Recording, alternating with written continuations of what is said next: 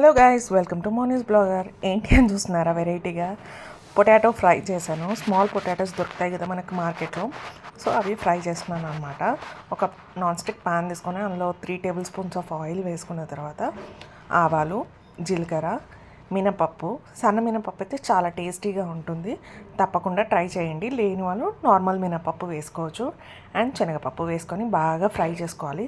చాలా అంటే చాలా క్రిస్పీగా రావాలి ఇది. ఇలా క్రిస్పీగా అయిన తర్వాత నేను 3 రెమ్మల కరివేపాకును వేస్తున్నాను. ఈ కరివేపాకు కూడా చాలా క్రిస్పీగా రావాలి. అండ్ కరివేపాకుతోనే మనకి టేస్ట్ అనేది చాలా అంటే చాలా బాగుంటుంది. తప్పకుండా ట్రై చేస్తారని అనుకుంటున్నా. అందరూ ఇష్టంగా తింటారు.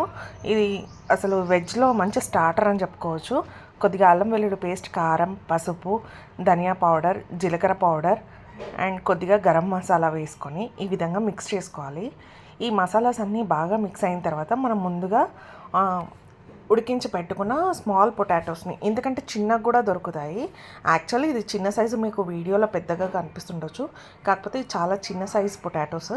సో ఇది ఫస్ట్ బాయిల్ చేసిన తర్వాత పీల్ ఆఫ్ చేసుకొని పొట్టంతా ఇందులో మసాలాస్లో వేసుకొని కలిపేసుకోవడమే.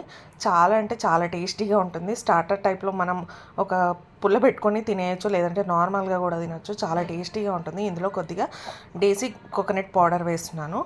ఈ వేసిన తర్వాత ఇలా మిక్స్ చేసుకోవాలి. అండ్ తగినంత సాల్ట్ కూడా వేసుకోండి. నేను స్టార్టింగ్లో చెప్పడం మర్చిపోయాను. అండ్ చాలా టేస్టీగా ఉంటుంది, చాలా యమ్మీగా ఉంటుంది. కొత్తిమీర కూడా ఎంత అంటే అంత చల్లుకోండి, చాలా ఫ్లేవర్ఫుల్గా ఉంటుంది మీకు ఈ రెసిపీ అనేది. తప్పకుండా ట్రై చేయండి. అండ్ ఎలా వచ్చిందో నాకు కింద కామెంట్స్లో తెలియజేయండి. వీలైనంత వరకు మీ ఫ్రెండ్స్, ఫ్యామిలీతో షేర్ చేయండి. Thank you for watching my video. Bye bye.